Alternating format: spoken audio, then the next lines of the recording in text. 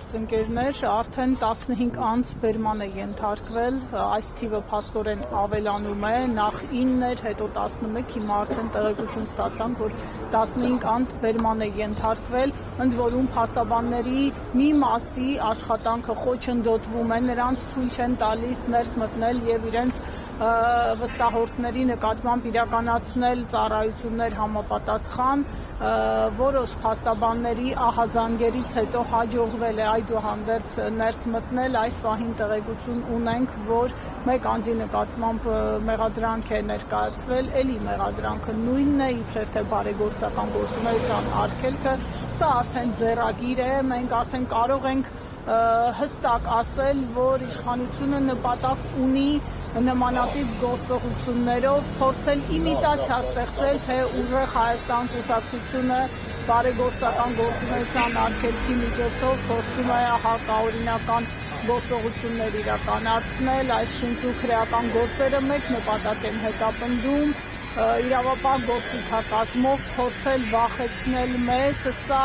թույլ իշխանությունների վախի դրսևորումն է, մենք մեկ անգամ չէ, որ ասել ենք, հիմա էլ պնդում ենք, Նիկոլ Փաշինյանի իշխանությունը վախենում է ուժեղ Հայաստանից եւ նրա առաջնորդ Սամվել Կարապետյանից եւ տարբեր միջոցներով այդ թվում այս հակաօրինական գործողություններով փորձում է ճնշումների միջոցով ինչ-որ խնդիր լուծել իր համար, ես ենթադրում եմ, թե դա ինչ խնդիր է, ըստ էության իրենք ՀՊԱ-ականներն էլ խոստովանում են այս ամբողջ գործընթացի նպատակը, նրանցից օրինակ Արթուր Հովհաննիսյանը Facebook-ում շատ ուղիղ գրել էր, թե որն է նպատակը, իրենք նպատակ ունեն, իբրև թե հիմքեր ստեղծել, որպեսզի փորձեն չգրանցել ուժեղ Հայաստանը, արդեն պարզ է, սա ուղիղ քաղաքական հետապնդում է եւ իշխանությունը փորձում է այս կերպ էլ ավելի երկարաձգել իր իշխանավարումը, քանի որ նա հասկանում է, որ կորցնում է իշխանությունը, բայց մենք այս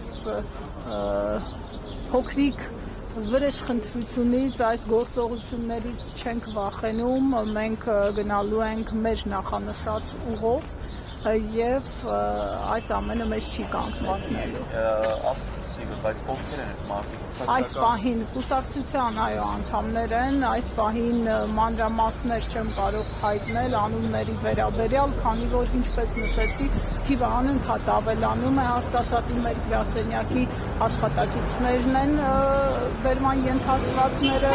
ավելի ուշ այլ տեղեկություններ լինելու դեպքում կհաղորդենք։